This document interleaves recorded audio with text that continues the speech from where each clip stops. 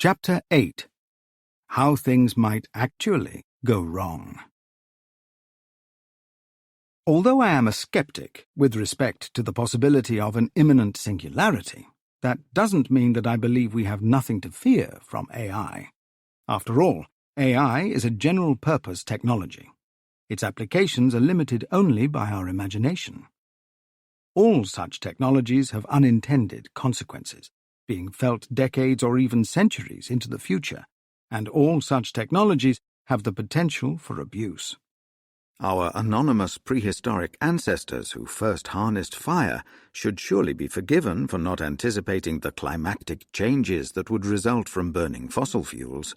British scientist Michael Faraday, inventing the electric generator in 1831, probably didn't anticipate the electric chair. Carl Benz, who patented the automobile in 1886, surely could not have foretold the 1 million deaths a year that his invention would be causing a century in the future. And Vint Cerf, inventor of the Internet, probably didn't imagine terrorist groups sharing beheading videos via his innocent creation. Like all these technologies, AI will have adverse consequences that will be felt on a global scale, and like all these technologies, it will be abused.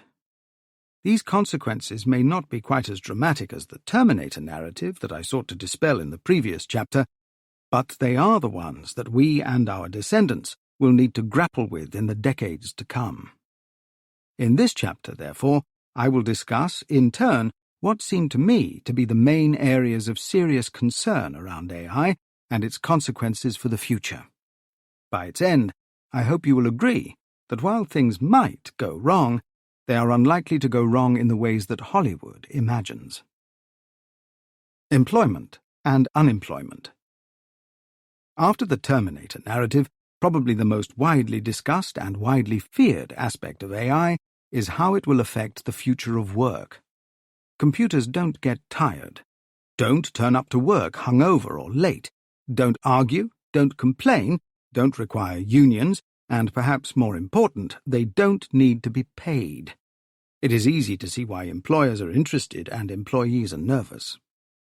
Although AI will make you redundant headlines have abounded over the past few years, it is important to understand that what is going on now is nothing new. The large-scale automation of human labor goes back at least to the Industrial Revolution, which took place from about 1760 to 1840. The Industrial Revolution represented a profound change in the way in which goods were manufactured, moving from small-scale production operations, cottage industries, to large-scale factory production of the type we are familiar with in the present day. The factory system that was ushered in by the Industrial Revolution brought with it a fundamental change in the nature of work for much of the population. Before the Industrial Revolution, most people were employed, either directly or indirectly, in agriculture. The Industrial Revolution took people out of the countryside into the towns where factories were located and moved their jobs from the fields and cottages to the factory floor. The nature of their work changed to the type of job that we still recognize today, working in a factory on a specialized, highly repetitive task as part of a production process involving a high degree of automation. There were seismic social changes, which were not universally welcomed.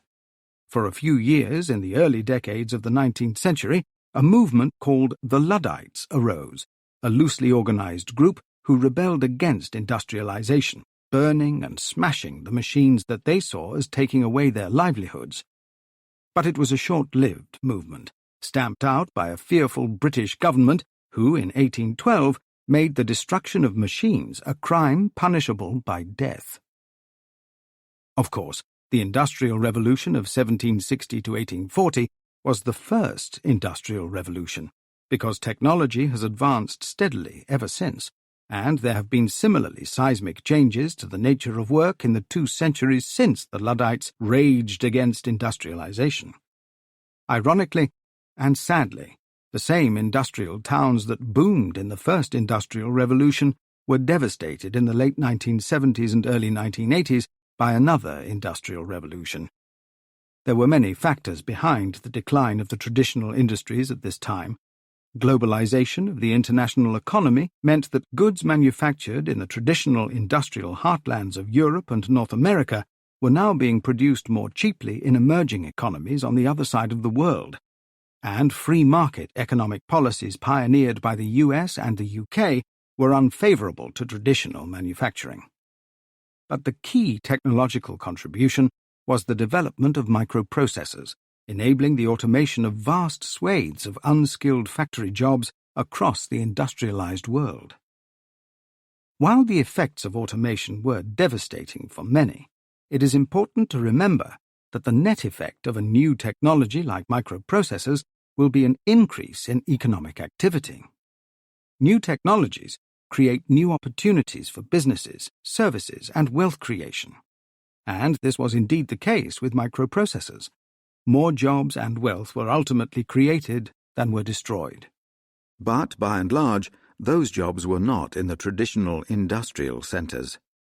The present concern, of course, is that while previous automation and mechanization largely took the jobs of unskilled laborers, perhaps AI will take skilled roles. And if it does that, then what roles will be left for people? That AI will change the nature of work seems certain. What is much less clear is whether the effects will be as dramatic and fundamental as those of the Industrial Revolution, or whether they will represent a more modest change. The debate in this area was galvanized by a 2013 report entitled The Future of Employment, written by two colleagues of mine at the University of Oxford, Carl Frey and Michael Osborne. The rather startling headline prediction of their report was that up to 47% of jobs in the United States were susceptible to automation by AI and related technologies in the relatively near future. Frey and Osborne classified 702 occupations according to what they saw as the probability that the job could be automated. The report suggested that those occupations at the highest risk included telemarketers, hand sewers, insurance underwriters, data entry clerks, and indeed many other types of clerk, telephone operators, salespeople, engravers, and cashiers. Those at least risk included therapists, dentists, counselors, physicians and surgeons, and teachers. They concluded, "Our model predicts that most workers in transportation and logistics occupations, together with the bulk of office and administrative support workers and labor in production occupations, are at risk." Frey and Osborne also identified 3 characteristics of jobs that they felt would resist automation. Firstly, perhaps unsurprisingly, they suggested that jobs involving a substantial degree of mental creativity would be safe. Creative professions include the arts, media, and science. Secondly, jobs which require strong social skills would be secured too. Jobs that require us to understand and manage the subtleties and complexities of human interaction and human relationships would therefore resist automation. Finally, they suggested jobs that involve rich degrees of perception and manual dexterity would be hard to automate. Here, the problem for AI is that while great advances have been made in machine perception, humans are much better at it than machines are. We can quickly make sense of highly complex and unstructured environments. Robots can cope with structured and regular environments, but struggle if presented with anything that goes outside the scope of their training. Similarly, the human hand remains far more dexterous than the best robot hand. For the time being, at least, those working in jobs that require a great deal of manual dexterity will likely be safe. Any carpenters, electricians, or plumbers listening to this book can sleep easily tonight. While I think the most pessimistic predictions in the report are unlikely to be realized in the medium term, I firmly believe that AI and the associated technologies of advanced automation and robotics will make many people redundant in the near future. If your job involves looking at data on a form and then making a decision, such as whether to give a loan or not, then I'm afraid to say AI is likely to make you redundant. If your job involves talking a customer through a well-defined script, as is the case in many call center jobs, then I'm sorry that AI will probably make you redundant. If your job involves nothing more than routine driving around a constrained, well-mapped urban area, then it's probable AI will make you redundant. Just don't ask me when. For most of us, however, the main effect of the new technology will be on the nature of work that we all do. Most of us won't be replaced by AI systems. We will simply start using AI tools that make us better and more efficient at what we do. After all, the invention of the tractor did not replace farmers. It just made them more efficient farmers. Nor did the invention of the word processor replace secretaries. It simply made them more efficient secretaries. As we go about the endless paperwork and form-filling that occupies so much of the working world, we will find ourselves interacting with software agents that can manage and expedite this wearisome process. AI will be embedded with all the tools that we use to carry out our work, making decisions on our behalf in endless ways, many of which will not even be visible. In the words of Andrew Ng, if a typical person can do a mental task with less than 1 second of thought, we can probably automate it using AI either now or in the near future. That is a lot of tasks. While many people fear that AI will take all our jobs, leading to a dystopian future of global unemployment and inequality, technological optimists hope that AI, robotics, and advanced automation will lead us to a very different kind of future. These utopians believe that AI will free us, at last, from the drudgery and boredom of work, that in the future all the work, or at least all the dirty, dangerous, dreary, or otherwise unpopular work, will be done by machines, leaving us humans free to write poetry, discuss Plato, go mountain climbing, or whatever. This is a beguiling dream, although again not a new one. Utopian AI features prominently in science fiction, although interestingly not as frequently as dystopian AI. Perhaps it's harder to write an interesting story about a future in which everyone is happy, healthy, and well-educated. At this point, it is useful to reflect on the impact of microprocessor technology when it was developed in the 1970s and early 1980s. As we discussed, the advent of microprocessors led to a wave of factory automation, and the public debate at that time about the implications of microprocessor technology had very much the same flavor as the present debate about the implications of AI. A confident prediction of that period was that in the not-too-distant future, we would spend much less of our time in paid employment. A 3-day work week, or something like it, would become the norm, and leisure time would expand accordingly. Things didn't turn out that way. Why not? One theory is that rather than allowing automation, computers, and other technological advances to free up our working hours, we instead worked longer hours to earn more money to pay for more goods and services. So, the argument goes, if we were all prepared to accept simpler lifestyles with fewer consumer goods and a more basic standard of living, then perhaps we would all have to work less. An alternative explanation is that the economic benefits accruing from automation simply did not get passed on. The rich got richer and inequality increased. Whatever the precise reasons, the obvious and slightly depressing conclusion from the experience of the 1970s is that for the immediate future at least, technology probably won't create a leisurely utopia for almost all of us. Important though AI is as a factor in the changing landscape of work, it is by no means the only such factor. It may not even be the most important. For one thing, the inexorable steamroller of globalization has not yet reached the end of its journey, and before it has done so, it will continue to shake up our world in ways we cannot yet envisage. And the computer itself has by no means reached the end of its evolution. For the foreseeable future, computers will continue to get cheaper and smaller and ever more interconnected, and these developments alone will continue to change our world and the way we live and work in it. And in the background is the ever-changing social, economic, and political landscape of our continuingly more interconnected world. Declining fossil fuel resources, climate change, and the rise of populist politics. All these forces will have repercussions for employment and society, and we will feel their effects as much as, if not more than, the effects of AI. Algorithmic alienation and the changing nature of work. You may be surprised and, depending on your worldview, possibly a little disturbed, to hear the name Karl Marx in a book about AI. But the co-author of the Communist Manifesto was concerned with issues that are closely related to the current debate about where AI is taking work and society.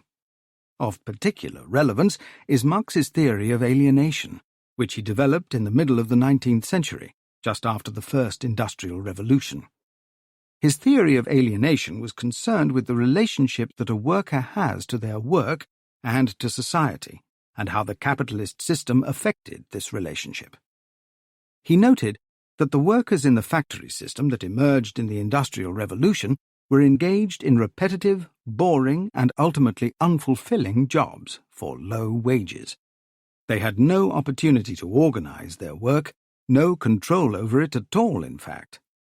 This was, Marx argued, an unnatural mode of living. The workers' jobs were, in a very real sense, without meaning. But they had no alternative except to take such unfulfilling and, to them, pointless jobs. You may well find yourself nodding in recognition at these symptoms, but the rapid development of AI and related technologies exposes a new dimension to Marx's theory, which arises from the possibility that in the future our boss could be an algorithm. Half a century ago, it was not uncommon that the company you worked for when you left school was the company you worked for when you retired. Long-term employment relations were the norm. Employees who flitted from one job to another in quick succession were regarded with suspicion. But long-term employment relationships have become less and less common, replaced by short-term work, piecework, and casual contracts, the gig economy. And one reason why the gig economy has ballooned over the past 20 years is the rise of mobile computing technology, through which large casual workforces can be coordinated on a global scale. The location of a worker at any given time can be monitored by the GPS sensors embedded in their phone, and moment-by-moment instructions can be passed to them via that same phone. Everything they do in their working day, down to the number of keystrokes they type on their computers and the tone of the emails they send, can be monitored and directed, second by second, by a computer program. One company that has frequently been criticized for its demanding, closely monitored, tightly controlled working environment is Amazon, the online shopping giant. Here is a fairly typical report from the Financial Times in 2013 describing the job of a warehouse worker. Amazon's software calculates the most efficient walking route to collect all the items to fill a trolley, and then simply directs the worker from one shelf space to the next via instructions on the screen of the handheld sat-nav device. Even with these efficient routes, there's a lot of walking. "You're sort of like a robot, but in human form," said the Amazon worker. "It's human automation, if you like." Had Marx been alive today, he would, I think, have used this report as a perfect illustration of the concept of alienation he was trying to explain. This is the nightmare of AI-driven automation. Human labor is systematically reduced to just those tasks that cannot be automated by machine or software, and what is left is minutely monitored and supervised, with no space for innovation, creativity, individuality, or even for thinking. And imagine how you would feel if your annual appraisal was with a computer program, perhaps even a program that could decide whether to fire you. Somewhat cynically, I am tempted to suggest that we probably shouldn't be too concerned about these problems, though, because the jobs in question won't be around for very long. Pretty soon, they will be fully automated by AI, robotics, and advanced automation. Amazon is investing heavily in warehouse robotics. The prospect of a large proportion of the world's working population employed in jobs like this is not an attractive one, although, as I hope should now be clear, it is nothing fundamentally new. It's an AI dimension added to trends that began back in the Industrial Revolution. And of course, many people in the working world today are employed in far worse conditions than those of the Amazon warehouse I described. Technology is neutral about how it is deployed. It is up to employers, governments, unions, and regulators to start thinking about these aspects of AI, how it will affect those in work, and what counts as decent working conditions, as well as the issue of unemployment, which has dominated the debate about AI and work to date. Human rights. The previous discussion shows how AI systems taking control of our working lives might be deeply alienating. But there are far bigger concerns about the use of AI which challenge our most fundamental human rights. It is one thing to have an AI system as your boss, telling you when you can and can't take a break, setting you targets, and giving a moment-by-moment critique of your working life. But what if an AI system had the power to decide whether you went to prison? Again, this is not far-fetched. There are AI systems in use today that do something close to this.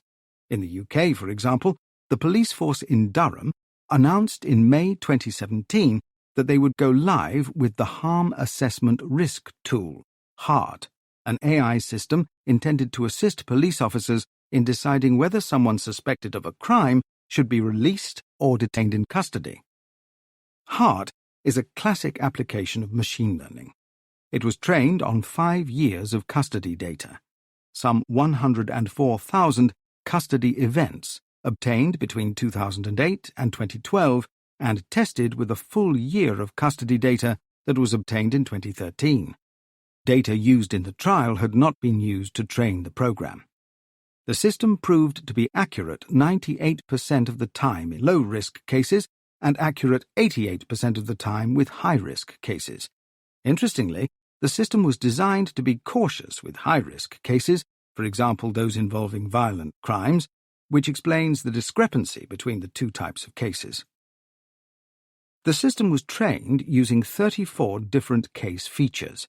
Most of these relate to the suspect's offender history, but the features also include age, gender, and residential address. There is no suggestion that the Durham police force were delegating all decisions about who should be kept in custody to HART. The system was being used just as a decision support tool, to aid decisions that were being made by custody officers. Nevertheless, there was a good deal of disquiet when the use of HART was made public. One major concern was that HART looks at a very narrow set of features of a case. It does not have the same understanding of people and processes that an experienced custody officer would. Important decisions are made on the basis of quite narrow data.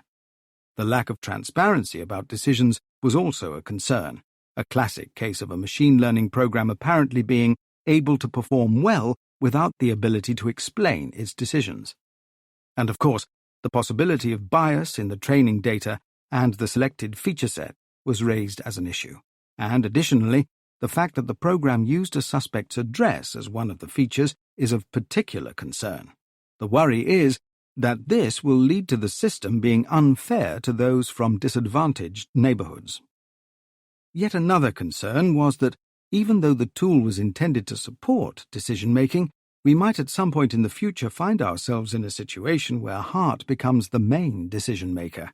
A tired, confused, or lazy custody officer might abdicate the responsibility of deciding for themselves and follow HART's recommendation without any further consideration.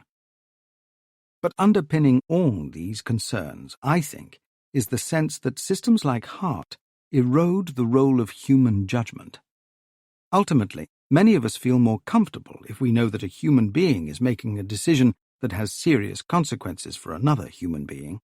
After all, the fundamental human rights we enjoy, such as the right to trial by our peers, were hard-won and are rightly highly prized. Having a computer make a judgment about us in the way that HART does perhaps feels like we are discarding these hard-won rights. Such steps should not be taken lightly. These are all legitimate concerns, although they don't, I think, imply that we should simply introduce a blanket ban on the use of tools like HART. But there are some extremely important caveats concerning their use. First of all, as is explicitly intended in the case of HART, such tools should be used for supporting human decision-makers rather than replacing them. Machine learning decision-makers are not perfect. They will, from time to time, make decisions that a person would immediately recognize as being nonsensical, and one of the frustrations of current machine learning is that it is hard to identify when they are likely to do this. Blindly following their recommendations in settings that have serious consequences for people is therefore profoundly unwise. Another concern relates to naive development and use of this kind of technology. HART was developed by an experienced research team who appear to have thought carefully about the various different issues that developing such a tool might raise. Not all developers are so experienced or so thoughtful. The worry is, therefore, that systems making important decisions on behalf of people will be built without the care and consideration that went into HART. HART is just one example of a wide range of systems being put into use by law enforcement agencies, which human rights groups are gravely concerned about. The Metropolitan Police in London have been criticised for using a tool called the Gangs Matrix, a system that has records on thousands of individuals and plugs this data into a simple mathematical formula to predict the likelihood that these individuals will be involved in gang violence. Much of the Gangs Matrix system seems to be made up of traditional computing technology, and it isn't obvious how much AI is used. But the trend seems clear. Amnesty International described the system as a racially biased database criminalizing a generation of black men. It has been alleged that doing nothing more than showing a propensity to listen to certain types of music could result in you being listed in the database. In the United States, a company called PredPol sells software to support predictive policing. The software is supposed to predict crime hotspot areas. Again, the use of such software raises basic issues of human rights. What if the data is biased? What if the software is poorly designed? What if police forces start to rely on it? Yet another system, Compass, aims to predict the likelihood that someone guilty of a crime will re-offend. The system is used to inform sentencing decisions. An extreme example of how ideas like this can go hopelessly wrong came to light in 2016, when two researchers posted an article in which they claimed to be able to detect criminality simply by looking at a face. Such systems take us back to the theories about criminality that were discredited a century ago. Subsequent studies suggested that the system might be judging criminality on the basis of whether an individual was smiling or not. The people in the police mugshots used to train the system tended not to be smiling. Killer robots. I have argued, and I hope you will agree, that having an AI system as your boss would be alienating, and that having an AI system make decisions such as whether you should be detained in police custody is potentially an affront to your human rights. So, how would you feel about an AI program that had the power to decide whether you lived or died? As AI has grown in prominence, concerns about this prospect have received a lot of press coverage, fueled at least in part by our old enemy, the Terminator narrative. The topic of autonomous weapons is deeply inflammatory. Many people have extremely strong instinctive views that such systems are repugnant and immoral and should never be built. It often comes as a complete surprise to people holding these views that many other people of good character don't, in fact, hold the same opinions. So, treading as softly as I can, because I know how emotive the subject is, let's dig into the issues raised by the potential of AI-powered autonomous weapons. Much of the discussion on autonomous weapons has arisen from the increasing use of drones in warfare. Drones are unmanned aircraft, and in military settings, they carry weapons such as missiles. Because they do not have to carry human pilots, drones can be smaller, lighter, and cheaper than conventional aircraft. And because flying them poses no risk to those remotely piloting them, they can be used in situations that would be considered too risky for piloted vehicles. All these features naturally make drones an attractive option for military organizations. Although there have been several attempts to develop military drones over the last 50 years, it is only in this century that they have become practicable. Since 2001, they have been used in operations in Afghanistan, Pakistan, and Yemen. Remote-controlled drones raise all sorts of serious ethical issues of their own.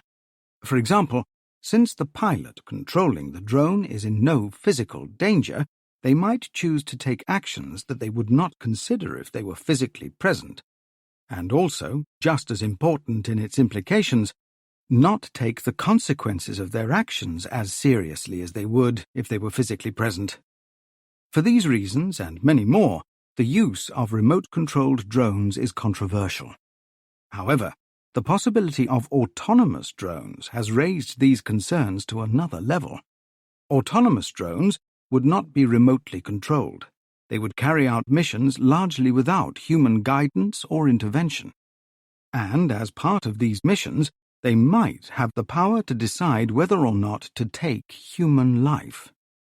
The idea of autonomous drones and other varieties of autonomous weapons immediately brings to mind the narrative that you know so well by now.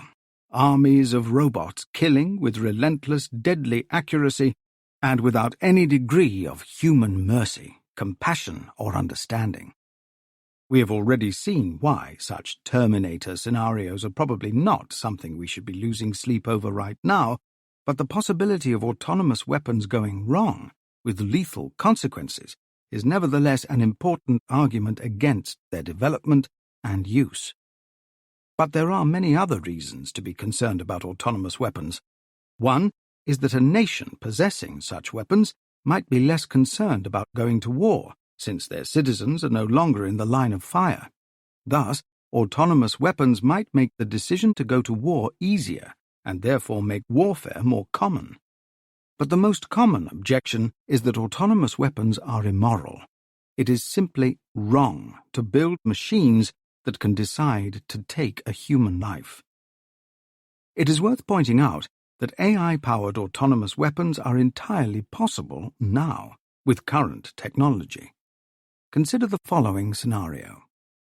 A small quadcopter drone of a type that is widely and cheaply available has been equipped with a camera and GPS navigation, a small onboard computer, and a lump of explosive the size of a hand grenade.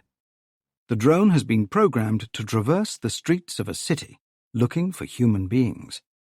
It does not have to recognize a person, simply identify a human form. And when it identifies a human form, it flies down to it and detonates its explosive.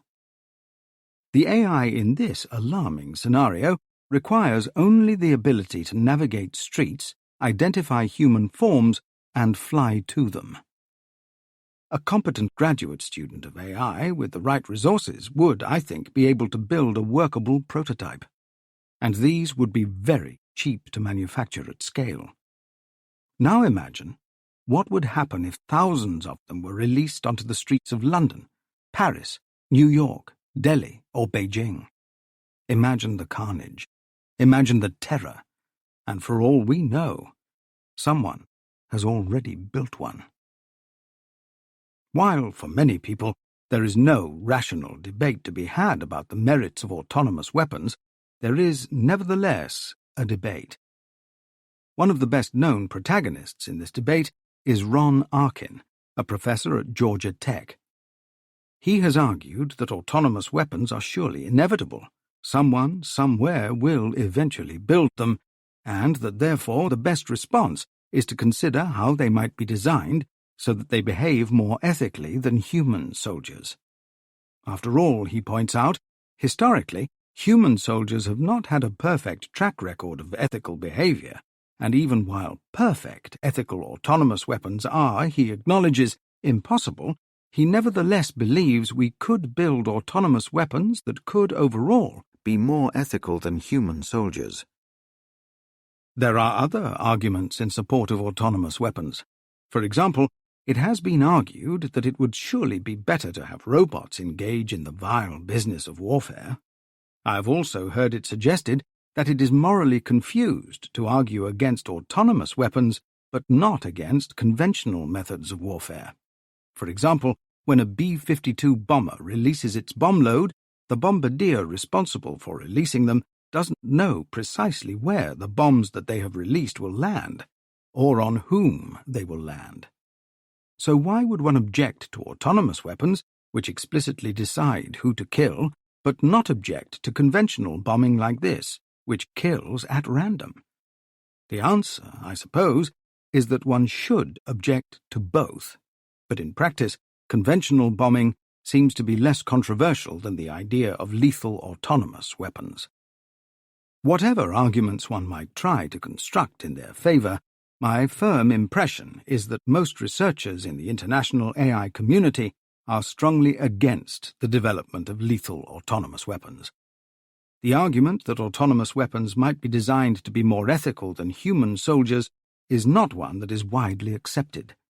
It is an interesting idea in theory, but in reality, we just don't know how to do it, and it won't be practicable anytime soon. See the discussions in the previous chapter.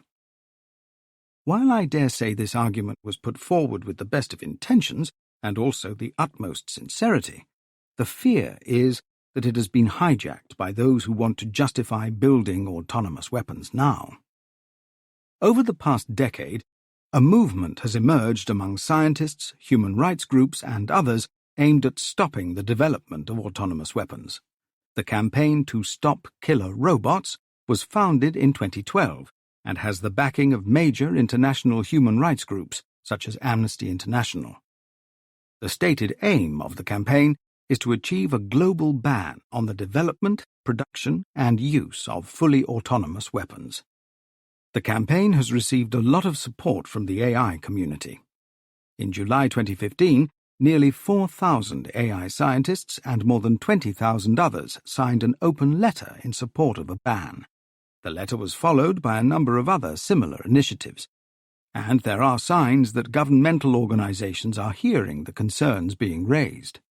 In April 2018, a Chinese delegation to the United Nations proposed a ban on lethal autonomous weapons, and a recent UK government report firmly recommended that AI systems should never be given the power to hurt or kill people. For reasons that should by now be all too evident, lethal autonomous weapons present dangers as well as moral difficulties. A ban, along the lines of the Ottawa Treaty, which bans the development, stockpiling, and use of anti-personnel mines, therefore seems to me to be highly desirable. But this may not be easy. Apart from pressure by those groups that seek to build such weapons, formulating a ban might not be straightforward. In its 2018 report, the British House of Lords Select Committee on Artificial Intelligence pointed out that it is rather difficult to give a good working definition of a lethal autonomous weapon, and this is going to be a major hurdle for any legislation. And from a purely practical point of view, it would be very hard indeed to try to ban weapons which simply use AI techniques. I would hazard a guess that many conventional weapons systems already use AI software in some form or other. Moreover, banning the use of specific AI technologies, such as neural nets, is unlikely to be enforceable, because software developers can easily disguise the techniques they use in their code. So, even if there is public and political will to control or prohibit the development and use of lethal autonomous weapons, it may be difficult to formulate and implement such legislation. But the good news is that at least there are signs that governments are willing to try. Algorithmic bias. We might hope that AI systems would be free of the prejudices and biases that plague the human world, but I'm afraid that is not the case. Over the past decade, as machine learning systems have been rolled out into more and more areas of application, we have begun to understand how automated decision-making systems can exhibit algorithmic bias. It is now a major research field, with many groups struggling to understand the problems it raises and how to avoid it. Algorithmic bias, as the name suggests, is concerned with situations in which a computer program, not just AI systems but any computer program, exhibits bias of some form in its decision-making. Kate Crawford, one of the leading researchers in the area, identified two types of harm that may be caused by biased programs. Allocative harm is in evidence when a group is denied or favored with respect to some resource. For example, banks might find that AI systems can be useful for predicting whether potential clients are going to be good customers, paying their debts on time, and so on. They might train an AI program using records of good and bad customers, and after a while, the AI system might be able to look at the details of a potential customer and predict whether the customer is likely to be good or bad, a classic machine learning application. But if the program is biased, then it might deny mortgages to a certain group or favor another group and grant them. Here, the bias results in an identifiable economic disadvantage, or advantage, for the relevant group. In contrast, representation harm occurs when a system acts to create or reinforce stereotypes or prejudices. One infamous example occurred in 2015, when a Google photo classification system labeled pictures of black people as gorillas, thereby reinforcing deeply unpleasant racial stereotypes. But computers, as we saw earlier, are nothing more than machines for following instructions. So how can they possibly be biased? The most important single avenue through which bias may be introduced is through data.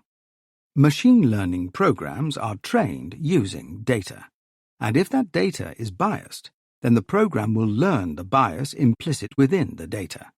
Training data can be biased in various ways. The simplest possibility is when those constructing the data set themselves have a bias.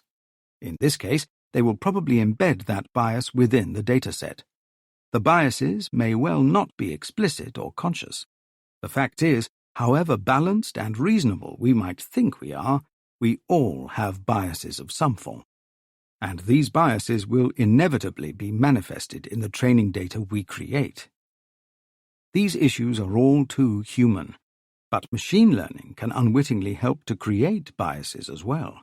For example, if the training data for a machine learning program is not representative, then that program will inevitably end up being skewed. For example, suppose the bank trained its loan software on a dataset from one geographical region. Then the program might well end up being biased against individuals from other regions. Poorly designed programs can also be biased.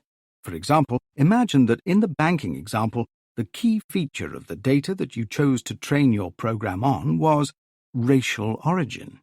Then it would be no surprise if the resulting program made hopelessly biased decisions about who should get a mortgage.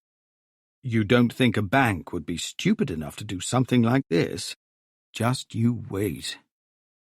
Algorithmic bias is a particularly prominent issue at present because, as we saw, one feature of the current wave of AI systems is that they are black boxes. They cannot explain or rationalize the decisions they make in the way that a person can.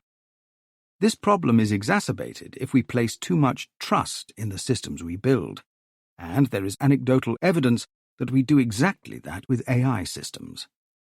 Our bank builds their system, runs it on a few thousand examples, and it seems to come up with the same decision that their human experts would make. So they assume it works correctly and rely on it without any further consideration. It sometimes seems as if every company in the world is frantically rushing to apply machine learning to their business problems. But in this frantic dash, it is all too likely that they will create biased programs because they don't really understand the issues at stake. And of these, by far the most important is getting the right data. Diversity, lack of. When John McCarthy submitted his proposal for the Dartmouth Summer School on AI to the Rockefeller Institute, he listed 47 individuals whom he wanted to invite to the event.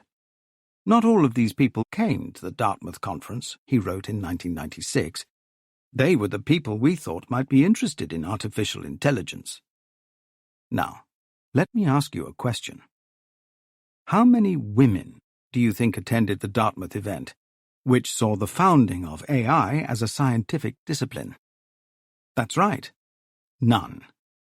I very much doubt that any reputable contemporary research funding agency would even consider supporting an event that failed this most basic of diversity tests. Indeed, it is standard practice nowadays to require funding applicants to explicitly address the question of how they will ensure equality and diversity. But it is nevertheless rather striking that the foundation of AI was quite such a male-dominated affair, and if you have been paying attention throughout this book, you can hardly fail to notice that AI seems to have remained a largely male-dominated discipline since then. While with hindsight we can recognize and regret the inequities that were prevalent at the time, I don't think it makes too much sense to judge an event held in the middle of the last century using standards that we are still only aspiring to achieve today. The much more important question is whether AI today is fundamentally different. And here, while there is some good news, the overall picture is still somewhat mixed. On the one hand, if you go to any respected international AI conference, you will certainly see plenty of female researchers and researchers from ethnic minorities. But on the other hand, white males will likely make up the majority. Lack of diversity remains a stubborn problem for AI, as in many areas of science and engineering. The gender makeup of the AI community is important for a whole range of reasons. For one thing, a male-dominated research community will be off-putting to potential women scientists, thereby denying the field valuable talent. But perhaps more important, if AI is solely designed by men, then what we will end up with is, for lack of a better term, male AI. What I mean by that is that the systems they build will inevitably embody one particular worldview, which will not represent or embrace women. If you don't believe me on this point, then I invite you to read the startling book that opened my eyes to this problem, Invisible Women, by Caroline Criado Perez. Her key point is that pretty much everything in our world is designed and manufactured with a model of people who reflect just one gender, men. The basic reason for this, she argues, is what she calls the data gap. The historical data sets that are routinely used for purposes of manufacturing and design are overwhelmingly male-oriented. She writes, "Most of recorded history is one big data gap. Starting with Man the Hunter, the chroniclers of the past have left little space for women's role in the evolution of humanity. Instead, the lives of men have been taken to represent those of humans overall. When it comes to the lives of the other half of humanity, there is often nothing but silence. These silences, these gaps, have consequences. They impact on women's lives every day. The impact can be minor. Shivering in offices set to a male temperature norm, for example, or struggling to reach a top shelf set at a male height norm. But not life-threatening. Not like crashing a car whose safety measures don't account for women's measurements. Not like having a heart attack go undiagnosed because your symptoms are deemed atypical. For women in these situations, the consequences of living in a world built around male data can be deadly." Criado Perez documents, in devastating detail, just how pervasive the problem of male-oriented design and male data really is. For AI, of course, data is essential, but male bias in data sets is ubiquitous. Sometimes the bias is explicit, such as in the Tibbet spoken word dataset that is widely used to train speech understanding programs. The dataset contains 69% male voices, with the inevitable consequence that speech understanding systems do a much poorer job of interpreting female voices than male ones. But sometimes the bias is subtler. Suppose you collect together a set of pictures of kitchens to train your machine learning program, and these pictures predominantly portray women. Or suppose that you collect a set of pictures of company CEOs that predominantly portray men. By now, the result will be obvious to you. And furthermore, as Criado Perez points out, both of these things have actually happened. Sometimes the bias is embedded within an entire culture. One notorious example was discovered in 2017, when it was revealed that Google Translate sometimes changed genders in text during translation. It turned out that if you translated the English sentences, "He is a nurse," "She is a doctor," into Turkish, and then back to English, you would end up with, "She is a nurse, he is a doctor." No gender stereotypes there, then. Bias is a problem in AI, but it is a particular problem for women, because the data foundation upon which the new AI is being built has such a strong male bias, and the teams that are building the new AI don't notice this because they too have a male bias. One final challenge for AI is that if we build systems that embody certain human-like features, as we do, for example, when we build software agents like Siri and Cortana, then we might inadvertently build them in such a way as to reinforce gender stereotypes. If we build subservient AI systems that slavishly do our every bidding and we make them look and sound like women, then we will propagate a portrait of women as servants. Fake news. Fake news is precisely what the name suggests: false, inaccurate, or misleading information that is presented as fact. Of course, the world had plenty of sources of fake news before the digital age, but the Internet, and more particularly social media, turned out to be the perfect conduit for the propagation of fake news, and the consequences have been dramatic. Social media is all about putting people in touch with one another, and modern social media platforms are spectacularly successful at this. Facebook and Twitter in the West, and WeChat in China, collectively have a sizable proportion of the world's population registered as users. When social media applications first appeared in the early years of this century, they all seemed to be about friends, family, and everyday life. There were lots of pictures of children and lots of pictures of cats. But social media is a very powerful tool, and it quickly began to be used for other purposes. The phenomenon of fake news, which started to make global headlines in 2016, demonstrated just how powerful social media is and how easily it can be used to influence events on a global scale. Two events made fake news into global headlines: the US presidential election of November 2016, which led to the election of Donald Trump, and the June 2016 UK national referendum on continued membership of the European Union, which resulted in a narrow vote in favour of leaving. Social media undoubtedly played a significant role in both campaigns. Trump, whatever one thinks of his politics or personal behaviour, is adept at using social media to rally his supporters. In both cases, there were suggestions that social media platforms like Twitter had been used to propagate fake news stories favouring the eventual winners.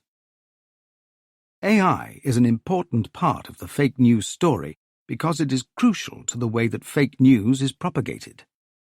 All social media platforms rely on you spending time interacting with them.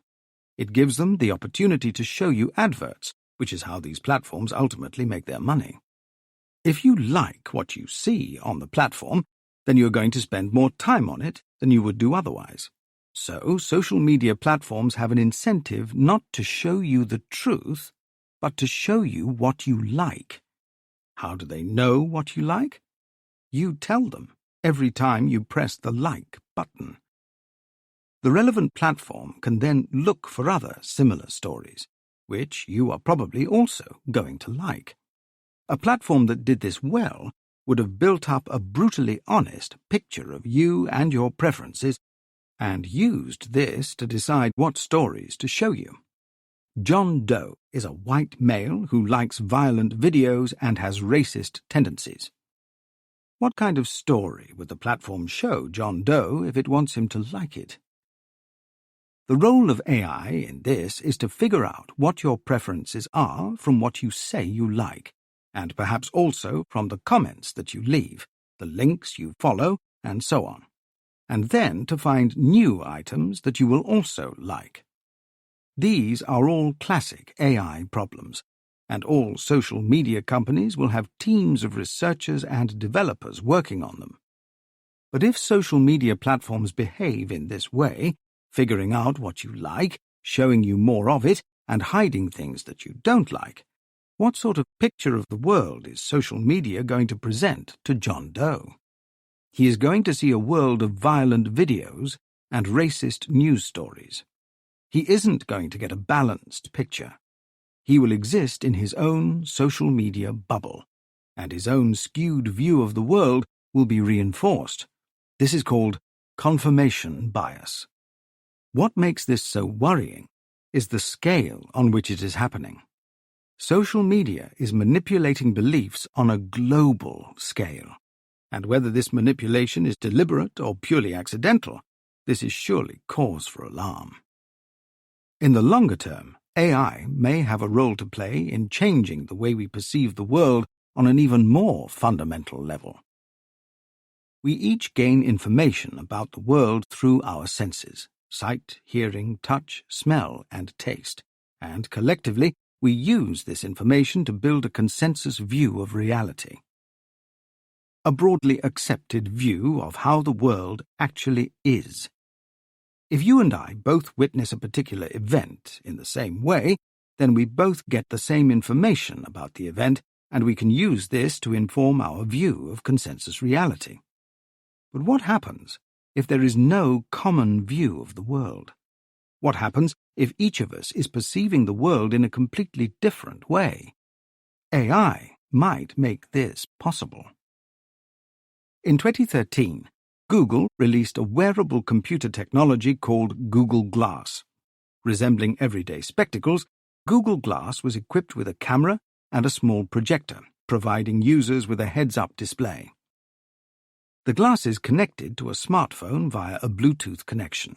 Upon release, there were immediate concerns about the concealed camera in Google Glass being used to take pictures in inappropriate situations, but the real potential of the device was in the heads-up display, which could overlay whatever the user was seeing with a projected image. The possible applications were endless. For example, one thing I am personally very bad at is recognizing people. It is a source of continual embarrassment that I meet people I know well, but nevertheless struggle to recognize. A Google Glass application that could identify the people I'm looking at and discreetly remind me of their names would be wonderful. These types of applications are called augmented reality. They take the real world and overlay it with computer-generated information or images. But what about apps that do not augment reality but completely change it in a way that is imperceptible to users? My son, Tom, is 15 years old at the time of writing. He is a big fan of J.R.R. Tolkien's Lord of the Rings books, and the films that were made from them. Imagine a Google Glass app that altered his view of school so that his friends looked like elves and his school teachers looked like orcs. You might have a similar Star Wars-themed app, and so on. This would be great fun, but here is the thing. What does consensus reality mean if we are all inhabiting our own private worlds? You and I would no longer have common shared experiences upon which to build a consensus, and of course such applications can be hacked. Imagine that Tom's glasses were hacked so that his beliefs were being manipulated directly by fundamentally altering the way in which he was perceiving the world. Although applications like this are not possible at present, they have a good chance of becoming possible within the next 2 or 3 decades. We already have AI systems that can generate images that appear to humans to be utterly real, but which in fact have been entirely constructed by a neural network. At the time of writing, for example, there is a lot of concern about deep fakes. These are pictures or videos that have been altered by a neural network to include people who were not present in the original. Deep fakes have been used to alter pornographic videos too, inserting actors into the video who did not in fact participate. At the time of writing, the quality of deep fake videos is comparatively poor, but it is steadily getting better, and soon we won't be able to tell whether a photo or video is real or a deep fake. At that point, the principle that photos or videos provide a reliable record of events will no longer be viable. If we each inhabit our own AI-powered digital universe, there is a real danger that societies, built on common values and principles, will start to fracture. Fake news on social media is just the beginning. Fake AI. We heard in Chapter 4 how software agents like Siri, Alexa, and Cortana emerged in the first decade of this century as a direct descendant of research on agents in the 1990s. Shortly after Siri emerged, a number of stories appeared in the popular press, reporting some undocumented features of the system. You could say to Siri things like, "Siri, you're my best friend," and Siri would come back with what looked like a meaningful response. "I just tried it." "Okay, Michael, I'll be your friend, in fair weather and foul." The press were all agog. Is this general AI, they wondered? Well, no. Predictably, all Siri was doing was pulling out a stock response to certain keywords and statements, pretty much just what Eliza was doing decades earlier. There is no intelligence at work there at all. The apparently meaningful answers were nothing more than fake AI. Apple is not the only company guilty of producing fake AI. In October 2018, the British government announced that a robot called Pepper would give evidence in the Houses of Parliament. But it was nonsense. The robot Pepper was certainly present, and for the record it is a fine robot, with a lot of wonderful research behind it. But Pepper simply answered predetermined questions with answers that had been pre-written for it. This was not even at the level of Eliza. There was no intent to deceive in the Siri or Pepper incidents. They were both a good-natured bit of fun. But many in the AI community were annoyed because they paint a completely false picture of what AI is all about. For one thing, if anybody watching the Pepper Show thought that the robot was really answering the questions that were being posed, then they would be left with a completely misleading view of what was currently possible with AI-based question-answering systems. But I doubt many people were taken in. It wasn't hard to see what was really going on, and the problem then is that people might think this kind of nonsense is what AI is actually all about. Fakery. A similar incident occurred in December 2018, when a high-tech robot dancing at a youth science forum in Yaroslavl, Russia, turned out to be a man in a robot suit. It is unclear whether the organizers of the event intended to deceive, so let's give them the benefit of the doubt. But Russian state television reported the robot as if it were the real thing. Anybody watching might reasonably have concluded that this represented the current state of the art in robotics and AI. Unfortunately, fakery like this is all too common on the fringes of AI, to the intense frustration of AI researchers. In October 2017, Saudi Arabia announced that it had granted citizenship to a robot called Sophia, and the announcement, unsurprisingly, garnered a lot of media attention. Many commentators highlighted the irony of the announcement, giving citizenship to a machine, given Saudi Arabia's less-than-ideal track record on human rights, and women's rights in particular. Fake AI, then, is where people are misled into believing that what they are seeing is AI, when in fact there are human minds behind the scenes. I've heard rumors that AI startup companies who can't get their technology to work for a crucial demo will resort to fake AI behind the scenes. I have no idea how widespread this practice is, but fake AI is a real problem for everyone and a massive irritation for the AI community.